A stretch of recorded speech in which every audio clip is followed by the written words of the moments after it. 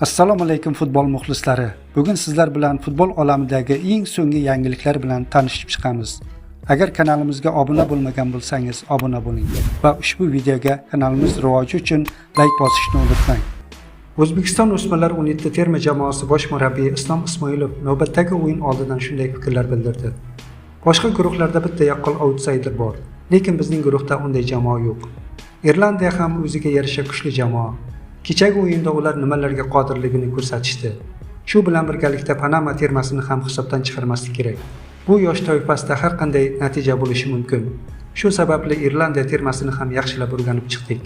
Shuni ko'rdikki, ularning Paragvaydan kuchli tomonlari bo'lsa borki, kuchsiz tomonlari yo'q, dedi Islom Ismoilov bergan intervyusida. O'smirlar 17 jahon chempionati guruh bosqichi 2-turidan o'rin olgan O'zbekistonga qarshi o'yin oldidan Irlandiya bosh murabbiyi Colin O'Brien o'z fikrlarini bildirdi. Shogirdlarimning ochilish o'yindagi natijasi juda ham xursand qildi. 4 ta gol ajoyib start degani. Birinchi o'yindan g'alaba futbolchilarga ancha yengillik berdi. Ularda hayajon kamaydi. Lekin O'zbekistonga qarshi o'yingacha yaxshilanishimiz kerak bo'lgan jihatlar ham bor. Shanba kuni kechqurun O'zbekiston bilan o'ynaymiz. Ular Paragvayni mag'lub etishgan. Demak, bu biz uchun navbatdagi sinov bo'ladi, dedi 50 yoshli mutaxassis. Madridning Real klubi hujumchisi Vinicius Junior faoliyatini Angliya Premyer Ligasida davom ettirishi mumkin. Fichajes nashrining xabar berishicha, futbolchiga Manchester City jiddiy qiziqish bildirmoqda. Manbaga ko'ra, shaharliklar ustozi Pep Guardiola klub rahbariyatidan Viniciusning transferini so'ragan. Ispaniyalik mutaxassisning fikricha, braziliyalik forvard hamda Erling Haaland jupligi Manchester City hujum chizig'ini kuchaytirishi mumkin.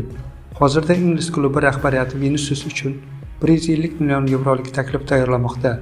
Agar tomonlar kelishuvga erisha olsa, mazkur transfer yozda amalga oshishi mumkin. Portugaliyalik mega yulduz Cristiano Ronaldo Piers Morganga bergan intervyusida o'z to'purarlik salohiyati haqida fikr bildirdi.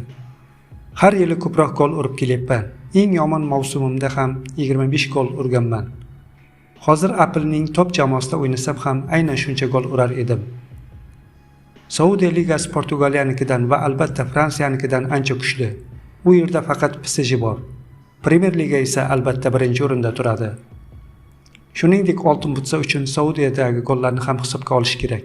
Nega ularni hisobga olmaydi? Nima uchun? Bizning ligada qancha top o'yinchi borligini bilasizmi? Liganing darajasi qandayligini boshqa o'yinchilardan ham so'rashingiz mumkin. Ko'plab joylarda o'ynadim. Saudiyadan Ispaniyada gol urish osonroq bo'ldi, dedi Cristiano Ronaldo. Turkiya Superligasining 12-tur doirasidagi Gençler Birligi Istanbul Başakşehir bahsi yakuniga yetdi. Unda istanbulliklar turnir jadvalida 16-o'rinni egallab turgan Gençler Birligiga mag'lub bo'ldi. Uchrashuvda hamyurtimiz Eldor Shomurodov gol urishiga qaramay, biroq uning mavsumdagi 8-gol jamoasini mag'lubiyatdan qutqara olmadi.